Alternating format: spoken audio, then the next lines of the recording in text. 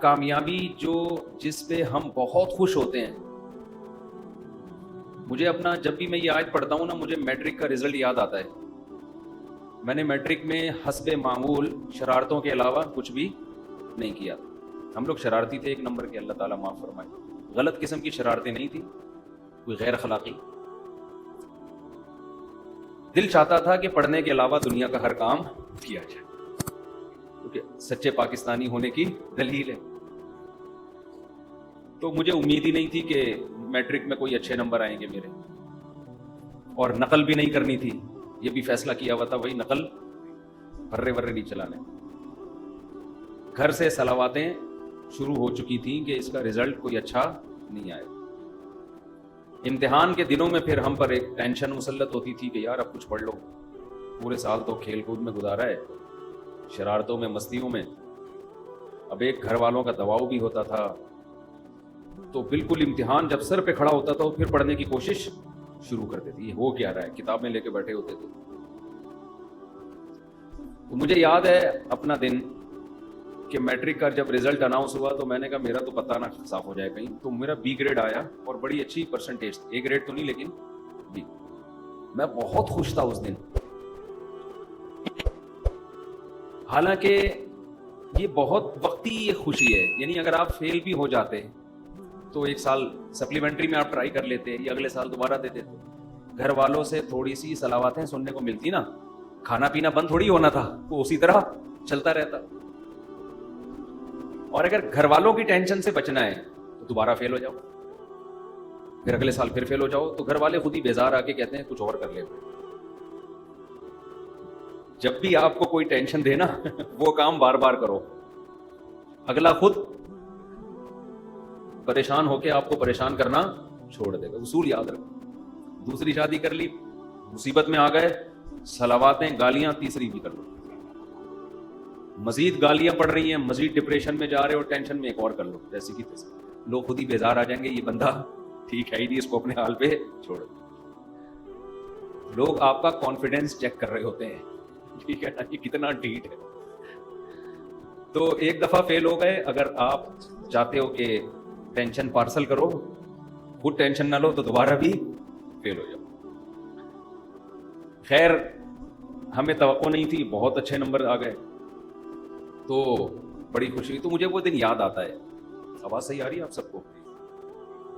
تو مجھے وہ دن یاد آتا ہے کہ یار کتنی خوشی تھی, حالانکہ وہ تھوڑے دنوں کی ہے.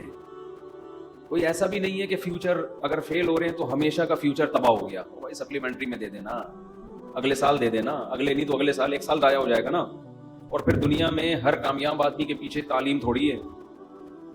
آپ تو ماشاءاللہ باڈی بلڈر ہیں, آپ جم چلا رہے ہیں نا, تو اس کا ایجوکیشن سے کوئی تعلق ہے؟ بالکل بھی نہیں. اگر یہ پڑھے لکھے زیادہ پڑھ لیتے تو یہ جو ابھی ان کو عزت یا ترقی ملی ہے, صحت ہی نہیں ہوتی. سب سے پہلی بات, دنیا میں دنیا کی نعمتوں میں سب سے بڑی نعمت صحت ہے. ایک آدمی جو پی ایچ ڈی ڈاکٹر ہو یا کوئی بہت بڑی فلم ہو, صحت اچھی نہیں ہے, اس سے وہ ٹماٹر بیچنے والا زیادہ اچھا ہے جس کی صحت اچھی ہے. سمجھ رہے ہو؟ جو صحت اچھی ہے نا, جو ٹماٹر بیچ رہا ہے وہ زیادہ اچھا ہے. میں تبھی تو لوگوں سے کہتا ہوں, میں جب گاؤں دیہاتوں کی زندگی کو دیکھ کر آیا, میں نے دیکھا 100 سال لوگوں کی عمریں ہیں, پہاڑوں میں رہتے ہیں, چکی ان کی پانی سے چلتی ہے, آرگینک گندم خود اگاتے ہیں, خود کھاتے ہیں, ٹریکٹر ان پہاڑوں پہ چل نہیں سکتے, بیل سے ہل چلاتے ہیں. ان کو تمام لذتیں ان پہاڑوں میں حاصل ہیں جو ہمیں آج ترقی کے دور میں بھی حاصل نہیں ہیں. ان کی عمریں بھی اچھی, ان میں کوئی ڈپریشن کا مریض نہیں ہے, اور ان کی اولادیں بھی زیادہ, ان کے بچے بھی ماں باپ کا بہت احترام کرتے ہیں. ان کے ہاں اولادوں کے وہ مسائل نہیں جو آج ہمارے معاشرے میں. آج تو باپوں کو یہ شکایت, بیٹا ہماری سنتا نہیں ہے, مانتا نہیں ہے, ماں کو شکایت, وہاں یہ شکایتیں بھی نہیں ہیں. تو میں ان علاقوں میں جا کے کہتا ہوں یار اس ترقی کا, ان کو دیکھ کے ایسا لگتا ہے انسان کو 2 ٹکے کا فائدہ نہیں ہوا. مثلا یہ لائٹ نہ ہوتی تو اندھیرا ہوتا, سو جاتے, صبح اٹھتے جلدی اٹھ جاتے, صحت اچھی ہوتی, خراب ہوتی اچھی ہو جاتی. فارمی مرغیاں نہ ہوتی تو یہ بھول ہے کہ ہمیں مرغی کھانے کو نہ ملتی, یہ غلط سوچ ہے. دیسی مرغیاں اتنی زیادہ ان کی پروڈکشن ہو جاتی کہ وہی ہمیں کھانے کو ملتی. اس کی میں ایک دلیل آپ کو یہ دیتا ہوں جب تک مچھلی کی فارمنگ شروع نہیں ہوئی تھی، سمندر کی اور دریا کی آرگینک مچھی بہت ملتی تھی، ہمیں بہت ملتی تھی. سمندر رزق کے دروازے اس نے کھولے ہوئے ہیں، وہ دے رہا ہے، نکالو کھاؤ. ایک فلسفہ گڑھا گیا کہ یہ جو آرگینک مچھلی ہے یہ ہمارے لیے کافی نہیں ہے. اصل میں یہ بزنس کے نقطۂ نظر سے فارمنگ شروع کی گئی ہے. یار اس کی آواز کنٹرول کریں، میرے کان گونج رہے ہیں فطیر بھائی. بزنس کے نقطۂ نظر سے یہ فارمنگ شروع کی گئی ہے، بزنس کے پوائنٹ آف ویو سے. اس کا نقصان یہ ہوا کہ جب تاجر کو سستے میں اتنی زیادہ مچھی وہ پیدا کر سکتا ہے تو وہ آرگینک کی طرف جانا اس نے چھوڑ دیا. اس کی پروڈکشن ویسے ہی کم ہو گئی. اب لوگ سیٹ ہو جائیں گے کس پہ؟ آہستہ آہستہ فارمی مچھی پہ سیٹ ہو جائیں گے.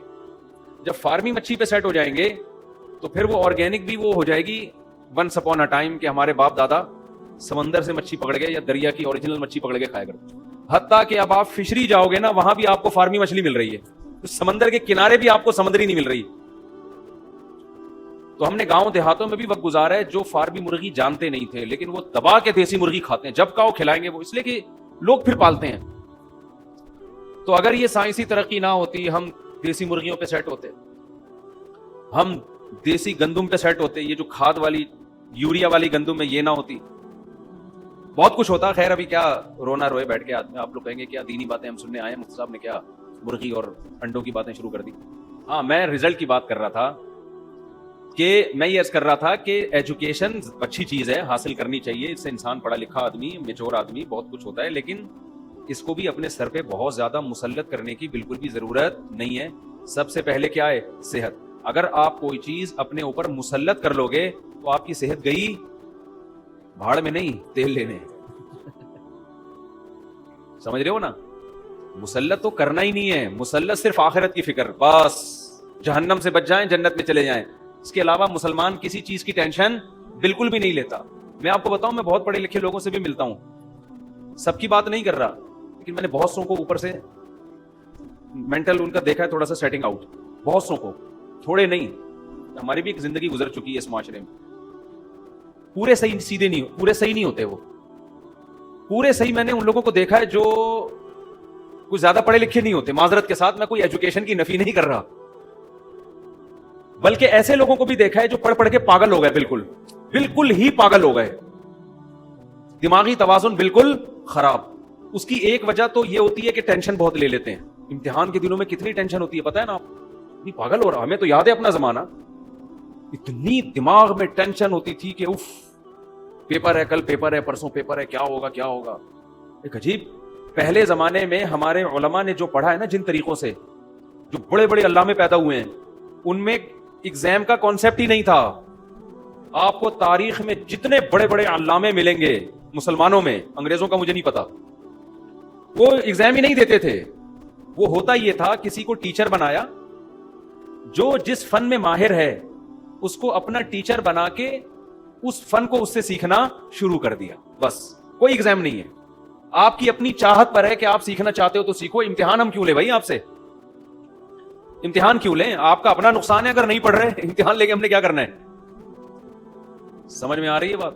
تو طالب علم کو یہ احساس ہوتا تھا کہ بھائی میں اگر پڑھوں گا تو میرا فائدہ ہے، نہیں پڑھوں گا تو چھوڑو یار، رکشا چلاؤ، ٹماٹر بیچو، کچھ اور کام کرو. یہ جو مدرسوں میں بھی، ہمارے مدرسوں میں، اور جو ہمارا نظام تبدیل ہوا نا، یہ بھی انگریز کے بر صغیر میں آنے کے بعد ہوا ہے. کچھ چیزیں ہم لوگ مدرسے والوں نے بھی گوروں سے لی ہیں. ایک اثر تو پڑتا ہے نا، اثر تو آتا ہے، ورنہ پہلے یہ سیٹ اپ نہیں ہوتا تھا. بس بھائی علم حاصل کرنا ہے، بیٹھو، جس سے آپ نے قرآن حفظ کرنا شروع کر دو، کوئی امتحان نہیں. حافظ بن جاؤ گے تو ساری دنیا کہے گی بھائی حافظ ہے، نہیں بنو گے تو تمہارا نقصان ہوگا. اس سے طالب علم میں شوق برقرار رہتا.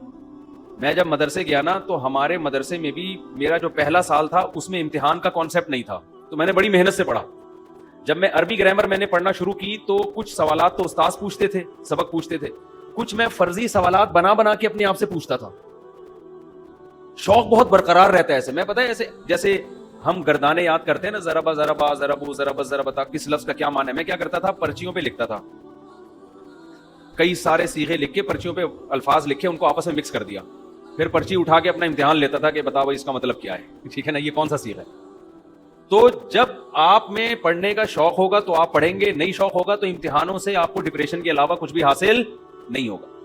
اور یہ بھی آپ کو بتاؤں, جو امتحان میں پاس ہوتے ہیں, اچھے نمبر لیتے ہیں, ضروری نہیں کہ وہ ان کو آتا بھی ہو. امتحان میں تکے دبا کے چل رہے ہوتے ہیں. ہمیں کئی بار ایسا ہوا کہ ہم نے امتحان پورے سال پڑھا نہیں, رات کو ایک سوال دیکھ کے چلے گئے, اتفاق سے وہی آ گیا, چھاپ کے آ گئے. اور جو پورے سال پڑھتا رہا اس نے وہ والا سوال نہیں دیکھا, صبح پیپر میں وہ والا سوال آ گیا. وہ ان پڑھ ہو کے, اس کے وہ پڑھا لکھا ہو کے نمبر کم, اور ہم نے نہیں پڑھا اور نمبر ہمارے زیادہ. یہ تکے چل رہے ہوتے ہیں. تبھی جو کمپنیاں ہیں نا, جو صحیح کمپنی ہے, وہ آپ کے فن کو دیکھتی ہیں کہ آپ کو آتا کیا ہے. آتا ہے تو ٹھیک ہے, آ جا, نہیں آتا چل بھائی نکل یہاں سے. وہ ڈگریاں کہہ رہے ہیں اپنی پینٹ میں رکھو اس کو, ہمارے کسی کام کی نہیں ہے. ایک صاحب میرے پاس آئے, کہنے لگے میرے پاس کوئی ڈگری شگری نہیں ہے, سب جعلی بنوائی ہے میں نے, تجربہ بہت ہے. آج کل ایک کمپنی میں HR مینیجر لگا ہوا ہوں. HR مینیجر بڑی فلم ہوتی ہے. تو میں نے کہا تمہیں کہہ رہے ہیں بس ہم ایسی ٹوپی کرا کے نا کمپنیوں میں گھستے گھستے یہاں تک پہنچ گئے. کہہ رہا ہے لیکن بھاری بھرکم تنخواہیں مل رہی ہیں مجھے, کیونکہ میں کام ان لوگوں سے زیادہ کر کے دے رہا ہوں جو پراپر پڑھے ہوئے. ڈگریاں بنا لی تھی اس نے. تو کہاں سے کہاں بات چلی گئی. جو اصل بات میں آپ سے عرض کر رہا تھا, یہ تو درمیان میں یہاں بات آ گئی نا. اصل بات میں عرض کر رہا تھا کہ موضوع میں تو ابھی آ رہا ہوں انشاءاللہ سورہ الحاقہ کی طرف, لیکن کچھ بیچ میں غریبیاں بھی چلتی ہیں. تو بار بار آپ سے یہ عرض کرتا ہوں, کیونکہ اتنے ڈپریشن کے مریض آ رہے ہیں ہمارے پاس پورا ہفتہ, tension depression stress, tension depression stress. یہی لفظ سن سن کے بیزار ہو گئے ہیں. تو کیوں لے رہے ہو ٹینشن یار؟ اپنی صحت پہ کبھی کمپرومائز نہ کرو, اور اللہ پہ اعتماد اور توکل کرو گے تو ٹینشن ختم ہوگی. اللہ پہ اعتماد نہیں ہے نا, اسباب پہ نظر ہیں. یہ کروں گا تو یہ ہو جائے گا, یہ نہیں کیا تو یہ نہیں ہوگا, گئے بس کام سے. جب ڈکشنری سے اللہ نکل جاتا ہے نا, پھر آدمی کہتا ہے اگر میں یہ کروں گا تو یہ ہوگا, یہ نہیں کروں گا تو یہ نہیں ہوگا, اور یہ کیا جا نہیں رہا ہے مجھ سے. یعنی وہ کہتا ہے اگر میں پڑھوں گا تو عزت ملے گی, پیسہ ملے گا, نہیں پڑھوں گا تو نہ عزت ملے گی نہ پیسہ ملے گا. تو چلو پڑھ لو. اب پڑھنے کے لیے بیٹھا ہی نہیں جا رہا اس سے. پڑھائی کے لیے بیٹھا ہے تو کتاب نہیں پڑھی جا رہی, پڑھ رہے تو سمجھ میں نہیں آ رہی, کسی ٹیچر کو رکھوایا وہ بھی نہیں سمجھا پا رہا, 6 دفعہ سمجھا رہے تو بھی سمجھ میں نہیں. ہر آدمی کا مینٹل لیول ایک جیسا تھوڑی ہوتا ہے. پھر آدمی کہتا ہے کیا عذاب میں پھنس گیا یار میں. پھر الٹے خیالات, ابے میرا وہ فلاں دوست تو پڑھ لیا تو امریکہ چلا گیا, تو بیٹا گٹر کے ڈھکن صاف کرے گا بیٹھ کے, اپنا فیوچر تو دیکھ لے. میں نے اپنی زندگی میں اس طرح لوگوں کو اپنے سامنے پاگل ہوتے ہوئے دیکھا ہے. ہمارے محلے میں ایک نوجوان تھا, پڑھ نہیں سکا, وہ ڈپریشن سے پاگل ہو گیا, اتنا پاگل ہو گیا کہ جو بالکل پاگل نہیں ہوتے, بال کھول کے گھوم رہے ہوتے ہیں, یہ والا پاگل.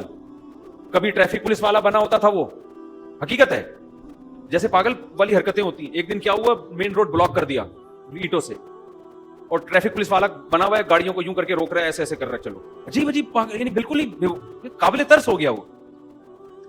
ہوا کیا, پڑھنے کی اس کی چاہت تھی لیکن پڑھ نہیں سکتا. تو یہ بہت سے لوگوں میں ہے, کوئی ترقی کرنا چاہتے ہیں, ہو ہی نہیں پاتی ترقی. تو آپ کا کام کیا ہے, سب سے پہلے اپنی کھوپڑی کو ٹینشن سے آزاد. اس کے 2 موٹے موٹے اصول ہیں. ویسے تو اس پر میرے مستقل آپ کو بیانات ملیں گے, آڈیو بیان ہے, یوٹیوب پہ آپ سرچ کریں, ڈپریشن کا علاج, ٹینشن کا علاج, یہ سرچ کریں. لیکن اس کے علاوہ 2 چیزیں ہلکی پھلکی. ایک تو یہ سمجھ لو دنیا مسافر خانہ ہے. مسافر خانے کا مطلب یہاں ٹینشن ختم کرنے کی کوشش ہی نہیں کرنی ہے. اس کی کوشش کرو گے نا بہت زیادہ تو یہ بڑھے گی, کم نہیں ہوگی. جیسے وسوسہ ایسی چیز ہے, جتنا دماغ سے نکالو گے اتنا ہی دماغ میں گھسے گا. اگر آپ واش روم میں بیٹھ گئے, پیشاب کرنے کے بعد آپ نے کہا قطرہ آنا جب بند ہوگا تو میں اٹھوں گا, قیامت آ جائے گی, آپ کا قطرہ آنا بند نہیں ہوگا. سمجھ رہے ہو؟ جو وہمی ہوتے ہیں نا ان کے ساتھ ایسا ہی ہوتا ہے, وہ بیٹھے رہتے ہیں, چکر آنا شروع ہو جاتے ہیں, قطرہ بند نہیں ہوگا. کیوں؟ آپ کے پیشاب کا آپ کے مائنڈ سے, دماغ سے تعلق ہے, کیونکہ آپ کی توجہ وہاں ہے. جب وہاں توجہ, یہ جو ہمارا قضائے حاجت کا جو سسٹم ہے نا, پیشاب اور قضاء, اس کا ہمارے دماغ سے بہت گہرا تعلق ہے. تبھی تو ایک دم جیسی خوف ہوتا ہے فوراً قبض کھل جاتا ہے آدمی کا. کسی کو بہت زبردست قبض ہو نا, ٹوٹ نہ رہا ہو, رات کے اندھیرے میں چڑیل بن کے ڈرائیں اس کو, فوراً واش روم بھاگے گا وہ. پرانے سے پرانے قبض کا بہترین علاج ہے یہ, حقیقت. تو جب آپ واش روم میں بیٹھے ہوئے اور توجہ ساری آپ کی پیشاب کی طرف ہے, سوال ہی پیدا نہیں ہوتا کہ وہ رک جائے. بیٹھے رہو. اس کا علاج ہے کہ تھوڑی دیر بیٹھو, جب خیال ہونے لگے کہ یار اب بند ہو گیا ہوگا, استنجا کرو, پتلی گلی سے نکل لو, ٹھیک ہے. تو کدھر سے کدھر کھچڑی پک رہی ہے. آج بیان میں شروع سے ہی کھچڑی پکنا شروع ہو گئی ہے. تو میں اصل بات یہ کہہ رہا تھا کہ ٹینشن سے بچنا ہے نا, کیونکہ بہت زیادہ لوگ ہیں پریشانی میں. تو ہاں میں یہ عرض کر رہا تھا کہ خیالات کو جب آپ نکالو گے تو خیال دماغ سے نکلے گا نہیں, وہ اور آئے گا. جو وسوسے کے مریض ہوتے ہیں نا, کہتے ہیں غلط خیالات آتے ہیں, تو ان کو ہم کبھی بھی نہیں کہتے کہ ان خیالات کو نکالو. وہی نکالو گے تو وہ اور آئیں گے. دماغ کو ہٹانے کا طریقہ یہ ہے کہ ہٹانے کی کوشش ہی نہ کرو. جو آ رہے آنے دو, اپنے آپ کو بزی کر لو. بس یہ نہیں کرو کہ یہ نہیں آئے, یہ نہیں آئے, یہ نہیں آئے. وہ میں بہت دفعہ ایک تعویذ والا قصہ سنا چکا ہوں, ایک اور دفعہ سنا دیتا ہوں. آج نئے لوگ زیادہ لگ رہے ہیں, اس سے یہ بات سمجھ میں آئے گی. ایک پیر صاحب نے کسی کو تعویذ دیا, لاکھوں روپے لے لیے اور کہا کہ یہ تمہارا تعویذ اس وقت کام آئے گا جب تم یہ تعویذ کو لے کے جب گھر میں داخل ہو تو تمہارے دماغ میں کالے کتے کا تصور نہیں ہونا چاہیے. اب کس پاگل کے دماغ میں کالا کتا ہوتا ہے گھر میں داخل ہوتے ہوئے یار؟ کھوپڑی میں خام میں اس میں کالا کتا ڈال دی. اب اس نے کہا لاکھوں روپے کا تعویذ نہ برباد ہو جائے تو کالا کتا دماغ سے نکالو, ورنہ لاکھوں روپے کا تعویذ کیا ہو جائے گا؟ برباد.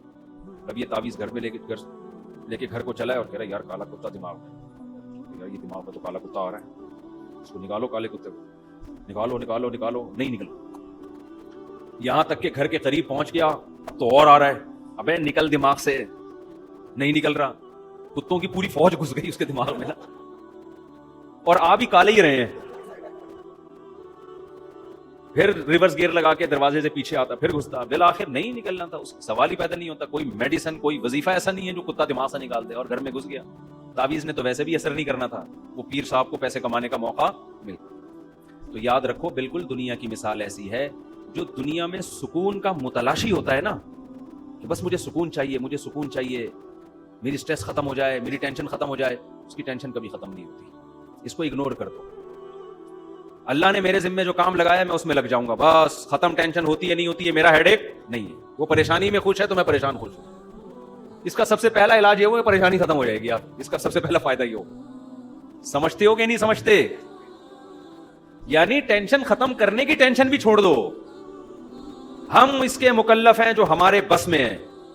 اس کی مثال, ہمیں شریعت نے صحت کے اسباب کا حکم دیا کہ آپ ایسی چیزیں نہ کھاؤ جس سے صحت خراب ہوتی ہے. آپ لائف اسٹائل ایسا رکھو جس سے صحت بنتی ہے. اسباب اختیار کرو. نتیجہ کس کے ہاتھ میں ہے؟ اللہ کے. بہت سے لوگ بہت کچھ کر کے بھی کینسر مر جاتے ہیں, اور بہت سے بد پرہیزی کر کے بھی 100 سال زندہ رہتے ہیں. تو ہم مکلف ہیں اس کام کے جو ہمارے ذمہ قدرت نے لگایا ہے. اگر ایک آدمی صحت کی فکر کرتا ہے اتنی جتنی شریعت نے کہا ہے, احتیاط کرو. ہمارے نبی کی جو غذائیں تھیں, سادہ غذائیں تھیں, محنت تھی, وقت پہ سونا, وقت پہ اٹھنا, یہ ساری چیزیں مینج کر کے ایک آدمی چل رہا ہے. لیکن اس کی یہ ساری محنت برباد ہو جائے گی اگر وہ اس کے ریزلٹ کو اپنے اوپر مسلط کر لے. سمجھ رہے ہیں نا؟ اگر وہ یہ ٹینشن لینا شروع کر دینا کہ اس کا ریزلٹ نکل رہا ہے, صحت میری بننی ہے لازمی, تو یہی چیز اس کی صحت کے خراب کرنے کا. کیونکہ صحت کے لیے سب سے پہلے ضروری ہے بے فکری ہو, ٹینشن نہ ہو. اسٹریس اور ٹینشن سے تو آدمی کا بیڑا غرق ہو جاتا. میں نے دیکھا ہے کچھ لوگ صحت کو مسلط کر لیتے ہیں, ہائی یہ نہ ہو جائے, ہائی یوں نہ ہو جائے, ہائی یوں نہ ہو جائے, بھائی یہ بھی نہ, چھوئی موئی بن گئے. یہی چیز ان کو ڈپریشن میں لے گئی. تو آپ نے اسباب اختیار کرنے ہیں, بن گئی ٹھیک ہے, نہیں بنی تو کون سا یار, ہم نے قیامت کا اعلان کر کے تھوڑی جانا ہے. وہیں جانا ہے جہاں بیمار لوگ گئے ہیں. ہم بھی مر جائیں گے, وہ بھی مر جائیں گے, فنش. کتنے دن زندہ رہنا ہے ہم. تو خوش آدمی صحت مند ہوتا ہے, کامیاب ہوتا ہے, بھلے اس کے پاس پیسے نہ ہوں. تو اس لیے ہاں, تو میں پہلی بات یہ عرض کر رہا تھا, 2 اہم چیزیں ہیں. پہلا چیز کیا, دنیا کو مسافر خانہ سمجھے انسان. جب مسافر خانہ سمجھے تو کامیابی کے اسباب اختیار کرے گا, کامیابی کو دماغ میں مسلط نہیں کرے گا. اللہ دے دے کامیابی ٹھیک ہے, نہیں دے تو بھی ٹھیک. دوسری چیز, اللہ پہ توکل. توکل کا مطلب یہ ہوتا ہے اللہ نے جو قانون بنایا ہے عمل کا, میں اس کو تو فوکس کروں گا. ہر کامیابی کا سبب میں اختیار کروں گا, نتیجہ میرے ہاتھ میں نہیں ہے. نتیجہ جو بھی نکلے, چاہے الٹا نکلے, وہ میرے لیے بہتر ہی ہوگا. میں بار بار مثال دیتا ہوں نا یعقوب علیہ السلام کی. ساری زندگی ٹینشنوں میں, سارے نتیجے الٹے ہی نکل رہے ہیں. ایک بچہ گم ہوا, پھر دوسرا بھی گم ہو گیا. لیکن اللہ پہ توکل کر رہے ہیں, جو ہو رہا ہے میرے حق میں کیا ہو رہا ہے, بہتر. رزلٹ کیا ہوا, بہتر ہوا نا. رزلٹ سب سے اچھا ہوا. زکریا علیہ السلام کو اولاد ہی نہیں مل رہی, دعائیں مانگ مانگ کے آخر میں اولاد ملی. ایسی ملی کہ پیغمبر دے دی اللہ نے, پیغمبر مل گئے ان. تو یعنی حضرت حکیم الامہ مولانا شرف علی تھانوی رحمہ اللہ تعالیٰ فرمایا کرتے تھے، یعنی ان دو باتوں کا میں خلاصہ بیان کر رہا ہوں ان کی زبان میں، کہ رضا بالقدر، اپنے آپ کو اللہ کے حوالے کر دیں، اپنے آپ کو اللہ کے سپرد، کہ جو میرے ساتھ ہوگا وہ میرے حق میں بہتر، بس میں اس پہ راضی ہوں، میں خدا نہیں ہوں، خدا کوئی اور ہے، بس جو ہوگا کیا ہوگا بہتر۔ لیکن اس کا دیندار لوگ غلط مطلب لیتے ہیں، جو ہوگا بہتر ہوگا، لہذا بھاڑ میں جائے، جو مرضی کرنا ہے کرتے رہو، بیٹھ ہوگا تو وہی جو اللہ چاہے گا، یہ غلط مطلب ہے۔ ابے شوگر کا مریض لڈو کھا رہا ہے بیٹھ کے، اس کو کوئی سمجھا رہا ہے یہ تیرے کھانے کی چیز نہیں ہے، مرے گا، وہ کہے گا میں اللہ کی تقدیر پہ کیا ہوں، راضی ہوں، یہ مطلب نہیں ہے۔ آپ نے حماقتوں کے سارے کام کر لیے، آپ کمانے کی کوشش نہیں کرتے، جب بیوی بچے صلواتیں سناتے ہیں ڈپریشن میں جاتے ہیں، اور پھر جب ڈپریشن سٹریس ہوتی ہے تو آپ کہتے ہیں مفتی صاحب نے کہا ہے کہ اسلام یہ کہتا ہے کہ کسی چیز کی ٹینشن نہ لو، لہذا میں اس کی ٹینشن نہیں لے رہا۔ یہ مطلب ہرگز نہیں ہے۔ اپنی طرف سے آپ نے کامیابی کے تمام اسباب اختیار کرنے ہیں، پھر نتیجے کی ٹینشن نہیں لینی، پھر اللہ کی مدد ہوگی۔ اگر اپنی حماقتوں کی وجہ سے آپ پر آزمائشیں آئی ہیں، اس میں اللہ آپ کے دل کو صبر کے لیے نہیں تھامتا۔ علماء کہتے ہیں آپ کی حماقت سے جو پریشانی آئے گی اس میں آپ کو صبر کی توفیق نہیں ملتی۔ آپ نے کام صحیح کر رہے، پھر بھی اللہ کی طرف سے آزمائش آ گئی، اس آزمائش میں اللہ کی طرف سے صبر کی توفیق ملتی، اللہ دل کو تھام لیتا ہے۔ آج کل جو آزمائشیں اور ٹینشنیں آ رہی ہیں وہ اللہ کی طرف سے نہیں آ رہی، وہ میری اور آپ کی حماقتوں سے آ رہی ہیں۔ سمجھتے ہو ان میں سب سے بڑی حماقت جو ہماری پاکستانی قوم کا بلکہ اکثر مسلم قوم کا المیہ ہے، وہ حماقت ہے سستی اور کاہلی۔ یہ جو میں باتیں کرتا ہوں میں اپنے لیے بھی کرتا ہوں کہ مجھے بھی ہدایت ملے۔ آپ یہ نہ سمجھیں مفتی صاحب پتہ نہیں کتنے چست اور ایک دم صبح 4 بجے اٹھ کے ان کی ایکٹیویٹی شروع، اور ایک دم یہ نہیں، میں اپنے لیے بھی کر رہا ہوتا ہوں کہ مجھے بھی اللہ توفیق دے۔ ہم لوگ کسی بھی چیز کے اسباب کو بالکل بھی اختیار بولو نہیں کرتے۔ جیسے آپ کا پڑھائی میں دل نہیں لگ رہا، نہیں دماغ نہ چھوڑ دو پڑھائی، لیکن جس کام میں دل لگ رہا ہے وہ تو کرو، پھر کچھ اور تو کرو، ٹھیلا ہی لگا لو۔ یہ جو سارا دن پڑے ہوئے ہیں نا پوستیوں کی طرح، یعنی دیکھو ایک ہوتا ہے آرام۔ آرام کی ڈیفینیشن کیا ہے؟ جب آپ اہم کاموں میں تھک جائیں تو باڈی کو کیا دیں؟ آرام۔ تو آرام مقصد نہیں ہوتا، آرام اہم کاموں کے لیے باڈی کو دوبارہ سے تیار کرنا، اس کو کیا کہا جاتا ہے؟ ریسٹ۔ سمجھتے ہو اس کو کیا کہا جاتا ہے؟ ریسٹ۔ ہمارے ہاں المیہ یہ ہے آرام مقصود ہے، کام جب سر پہ مجبوری میں عذاب میں ٹینشن میں آتا ہے نا کہ مر نہ جاؤں، پھر کام کرنا شروع کر دیتے ہیں۔ نہیں آ رہی میرا خیال ہے بات؟ ہر آدمی کی خواہش ہے میں پڑا رہا ہوں آرام سے، اللہ یہ کہ کوئی آسمانی آفت نہ، آسمان نہ پھٹ جائے، کوئی بہت بڑا عذاب نہ آ جائے میرے اوپر۔ جیسے آپ دفتر جاؤ گے تو دفتر آپ اس وقت تک نہیں پہنچتے جب تک کہ آپ کو یقین ہے کہ اب مزید لیٹ ہوا تو اب باس کی طرف سے صلواتیں سننے کو ملیں گی، اب اٹھنا مجبوری بن چکی ہے۔ اس کا مطلب آرام اصل تھا، کام کیا ہو گیا؟ ایک جزوی۔ یہی ہو گیا کہ نہیں ہو گیا؟ تو یہ لائف اسٹائل صحیح نہیں ہے۔ اس میں آپ کو اگر ناکامی ملے گی تو یہ ناکامی اللہ کی طرف سے نہیں ہے، یہ کس کی طرف سے ہے؟ آپ کی طرف سے۔ آپ اگر صبح شام الٹی سیدھی چیزیں پھوڑ پھاڑ کے آپ نے برابر کر دی ہیں، اور پھر آپ کا کولیسٹرول لیول بڑھ گیا، آپ کو ہارٹ کے مسائل شروع ہو گئے، آپ کو شوگر، آپ کے گردے میں مسئلے، تو یہ بیماری اللہ کی طرف سے نہیں ہے، یہ کس کی طرف سے میرے بھائی؟ آپ کی اپنی حماقتوں کی وجہ سے۔ اس لیے ان بیماریوں میں، آج کل بیماریوں میں عام طور پہ صبر کی توفیق مل نہیں رہی ہوتی ہے، ٹھیک ہے، کیونکہ یہ کس کی حماقتوں سے ہوتی ہیں؟ اللہ کی۔ اور اس میں تسلی بھی نہیں ملتی جب آدمی روتا ہے کہ وہ اس وقت مجھے کہہ رہے تھے یہ نہ کھا یہ نہ کھا۔ میں آپ کو ایک صحت کی چھوٹی سی بات بتا دوں، آپ روزے رکھنا شروع کر دو، اتنی خاندانی صحت ہو جائے گی نا کہ ایسی خاندانی ہو جائے گی کہ بس پوچھو ہی نہیں۔ روزہ ایسی صحت کے لیے ایسی مفید چیز ہے، بڈھوں کو جوان کر دے ایسی چیز ہے یہ، سمجھ رہے ہو؟ اس کو ہلکا نہ سمجھو آپ۔ اس پہ اب آج کل بڑی جدید ریسرچ، تجربے سے بڑھ کر کوئی دلیل ہوتی ہے؟ آپ چند دن روزے رکھو، آپ کی آنکھیں روشن ہونا شروع ہو جائیں گی، ایسے ہلکے پھلکے، اور پھر کم کھانے کی عادت پڑ جائے گی آپ کو۔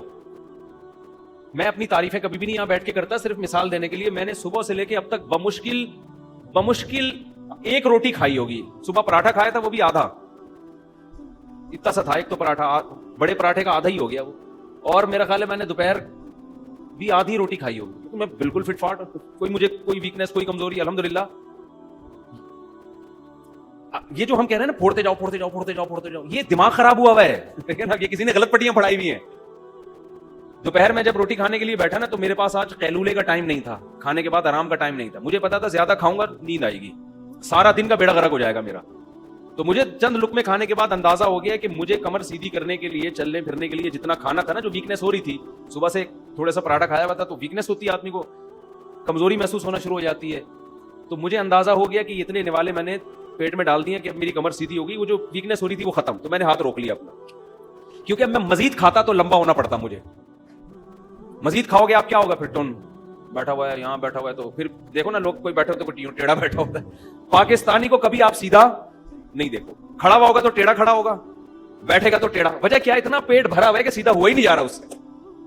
آپ زیادہ کھاؤ گے آپ کو غنودگی آئے گی. پھر اس کے بعد بھی میں نے تھوڑا سا کیلولا کیا ہے, کیونکہ تھوڑی سی بھی روٹی کھاؤ تو ہلکی پھلکی نیند آتی ہے. وہ کیلولا کیا ہے, عصر کی اذان 5:15 پہ اور نماز 5:30 پہ. تو میں 5:15 پہ لیٹا ہوں, 5:30 کا الارم لگا کے, سمجھتے ہو اتنی دیر میں جو آنکھ لگی ہے, پھر بھاگتا ہوا آ کے وضو کر کے جماعت میں شامل ہو گیا تو فریش ہو گیا. اتنی نیند کافی ہوتی ہے اگر آپ کھانا کھا لو. تو یہ جو پھوڑنا پھاڑنا, ادھر سے یہ کھا لیا ادھر سے مدثر لہلا لیا, سب کچھ کھا لیا, ادھر سے یہ کھا لیا ادھر سے یہ کھا لیا, یا تو بہت آپ نے ایکسرسائز کی ہو کہ بڑے بڑے ویٹ اٹھائے ہوں آپ نے, اور پھر آپ کی باڈی مانگ رہی ہو کہ کھا جا اس کو, اگر ابھی کھانا نہیں ملا تو یہ انسانوں کو کھا جائے گا, اتنی بھوک لگ رہی ہے. پھوڑتے ہوئے مزہ بھی آتا ہے یار. صبح سے ہم نے کون سا کوئی ویٹ لفٹنگ کی ہے. تو یہ رمضان کے حوالے سے بھی بات ہو گئی نا کہ روزہ جو ہے نا, روزہ ایسی خاندانی چیز ہے, صحت کے لیے بہت ہی مزے کی چیز ہے یہ. لیکن روزے میں 2 چیزوں کا خیال کر لیں, بس میں یہ کر کے پھر اصل ٹاپک کی طرف آتا ہوں.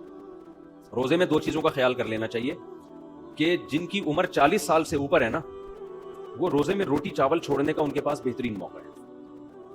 کم کر دیں, یہ باقی چیزیں پھوڑیں آپ, ٹھیک ہے نا, گوشت پھوڑیں, کھجوریں پھوڑیں, دودھ پھوڑیں. یہ صرف تجربہ کر لیں کہ رمضان میں آپ نے روٹی اور چاول کیا کر دینا ہے, کم. چاٹ بھی کھائیں آپ, میرا تجربہ ہے, ہو سکتا ہے یہ ان کی رائے کچھ اور ہو, میں تو اپنا تجربہ شیئر کر رہا ہوں. پروفیشنل آدمی تو یہ آپ کو بتائیں گے کیا کرنا, کیا کھانا کیا نہیں کھانا, لیکن میں اپنا تجربہ شیئر کر رہا ہوں کہ آپ جب افطاری کے لیے بیٹھتے ہیں نا, نفلی روزہ بھی رکھیں کبھی, افطاری کے لیے بیٹھتے ہیں آپ, کالے چنے کی چاٹ کھا لیں, آپ سفید چنے کی چاٹ کھا لیں, ہر وہ چیز جس میں کاربوہائیڈریٹ کارب کم ہو. گندم جو ہے نا, یہ جو روٹی آج کل ہم کھا رہے ہیں نا, یہ ویسے چینی سے بچ رہے ہیں لوگ. روٹی کھا لی تو بس گڑ کھا لیا آپ نے, ٹھیک ہے نا. روٹی میں بہت زیادہ, تبھی تو روٹی کھا کے ٹون ہوتا ہے آدمی. افطاری میں بہت سے لوگ کہتے ہیں ہم افطاری کھا کے نڈھال ہو جاتے ہیں, اٹھا ہی نہیں جاتا. آپ افطاری میں لیمن کا شربت پئیں اور یہ چاٹ ماٹ کھا لیں, روٹی نہ کھائیں, تو آپ نہیں نڈھال ہوں گے اور فریش ہو جائیں گے آپ. سمجھتے ہو کہ نہیں سمجھتے؟ تو افطاری میں یہ رمضان جو ہے صحت بنانے کا ایسا بہترین, اور اس سے پھر آپ کو پورے مہینے جب آپ کنٹینیو یہ روٹین رکھیں گے آپ کو عادت پڑ جائے گی. میں نے اکثر دیکھا ہے رمضان گزرنے کے بعد عید میں زیادہ بھوک لگتی نہیں ہے پھر, بلکہ پیٹ خراب ہو جاتا ہے زیادہ کھا لو گے آپ. تو قدرت نے آپ کو ایک بہت اچھی سہولت دے دی کہ اب آپ عید کے دن تھوڑا کنٹرول کر لیں. آپ کو کنٹرول کرنے کی عادت پڑ گئی ہے, لیکن ہم پیٹ خراب کر کے نا اس عادت کو کیا کرتے ہیں, عید کے دن تھوڑا سا کھائیں گے پیٹ بھر جاتا ہے. لیکن ہم کہتے ہیں یار میں نے رمضان سے پہلے تو یہ پوری پلیٹ بھر کے کھائی تھی, تو میرا آدھی میں کیوں بھر گیا پیٹ. اب پیٹ کہہ رہا ہوتا ہے نہیں ضرورت, آپ نے کہا نہیں میں تو ٹھوسوں گا, وہ ٹھوس کے پھر وہی ہو جاتا ہے, تھوڑے دن مر جائیں گے اور دماغے پٹپٹا جائیں گے, اور کیا ہو. مرنا بھی اتنا مسئلہ نہیں ہے بھائی, جتنے دن جیو صحت کے ساتھ جیو, خوشی کے ساتھ جیو, دماغ فریش ہو, آنکھوں کی روشنی صحیح ہو. تو یہ کھانے سے اس کا بڑا گہرا تعلق ہے. بھوک سے مرنے والے دنیا میں انگلی پہ گنے ہوئے لوگ ہوں گے, کھا کے مرنے والے جتنے اس وقت لوگ مر رہے ہیں 99% وہ ہیں جو کھا کے مرے ہیں. قبرستان میں جاؤ, اگر قبروں پہ موت کی وجہ لکھی ہوئی ہو نا, ایک بھی ایسا نہیں ہے جس میں لکھا ہوگا ان کو کھانے کو نہیں ملا تھا اس لیے مر گئے. ایک بھی ایسا نہیں. جتنے مردے پڑے ہوئے ہیں نا, حضرت کو ہارٹ اٹیک ہوا تھا, کیوں ہوا تھا, کولیسٹرول لیول بڑھ گیا تھا, کولیسٹرول لیول سے کیا ہوا جی, رگیں بلاک ہو گئی, تو کیا تھا اصل میں, گھی کے پراٹھے بہت کھا لیے تھے, بہت زیادہ پھوڑ دیے تھے. اس دن رات کو جب یہ آئے, اتنا کھایا انہوں نے, اتنا کھایا کہ صبح پولیس بھی ان کو نہیں اٹھا سکتی. ٹھیک ہے, ایسا مرے ہیں یہ. جتنے آپ کو ملیں گے ایسے ہی ملیں گے. تو یہ ہمارے مذہب کی بھی تعلیمات ہیں. نبی صلی اللہ علیہ وسلم نے فرمایا کہ سب سے بہترین زمانہ میرا ہے, پھر اس کے بعد والا, پھر اس کے بعد والا. پھر فرمایا جھوٹ پھیل جائے گا معاشرے میں, اور پھر آپ نے فرمایا موٹاپا پھیل جائے گا. تو موٹاپے کا کیا مطلب, پھوڑنے پھاڑنے والے لوگ آئیں گے. تو یہ ہمارے مذہب کی بھی تعلیمات ہیں کہ انسان کھانے پینے میں کیا کرے. تو روزہ اسی وجہ سے تو رکھوایا جاتا ہے کہ پھوڑنے پھاڑنے کی.